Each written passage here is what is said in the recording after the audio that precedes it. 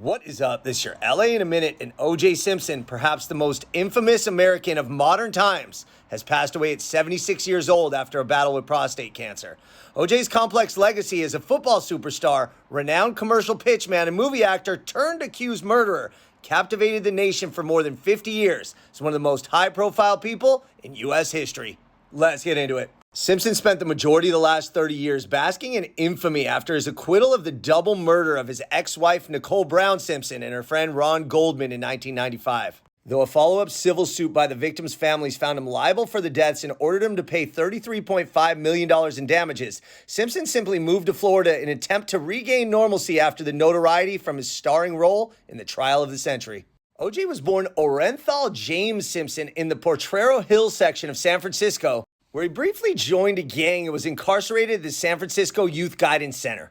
After a chance meeting with MLB superstar and future Hall of Famer Willie Mays, he was encouraged to reform his ways, and he sunk his energy into football, where he was an all-city running back at Galileo High School. Without any scholarship offers, he enrolled at City College of San Francisco, where he dominated, eventually transferring to USC, where he won the Heisman Trophy.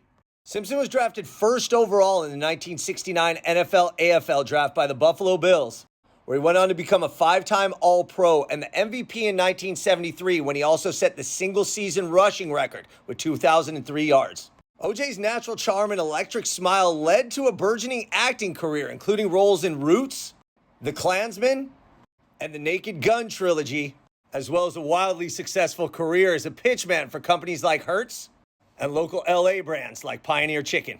Simpson met Nicole Brown in 1977, and the couple married in 1985, having two children in a marriage that lasted 7 years. On the night of June 12, 1994, Nicole Brown Simpson and Ron Goldman were found stabbed to death outside of Nicole's condo in Brentwood. Simpson, who had previously pleaded no contest to a domestic violence charge against Brown in 1989, was an immediate person of interest in the murders. Simpson agreed to turn himself in initially, but he didn't. Instead, he led police on a low-speed pursuit while riding as a passenger in a white 1993 Ford Bronco, a vehicle owned and driven by his friend Al Cowlings. O.J. eventually did turn himself in, and the pursuit, the arrest, and the trial were amongst the most widely publicized events in American history. After an 11-month trial on October 3, 1995, the jury rendered a verdict of not guilty for the two murders. An estimated 100 million people nationwide tuned in to watch or listen to the verdict. By 1997, he was sued by the Goldmans and Browns in a civil court for wrongful death, where a jury found him liable for the deaths of Nicole and Ron, and he was ordered to pay over $33 million in damages. From there, O.J. Simpson left Los Angeles and settled down in Vegas, where other legal troubles started to find him, including tax woes and eventually a criminal case in 2007, where Simpson was accused of breaking into a Vegas hotel room in an attempt to recover sports memorabilia that he believed was stolen from him. O.J. was convicted and sentenced to 33 years, but was released on October 1st, 2017, and settled down again in Las Vegas, where he lived a relatively private and peaceful life out of the public eye, until 2019, when he announced his return on Twitter to give his opinion on sports, politics, and anything he desired.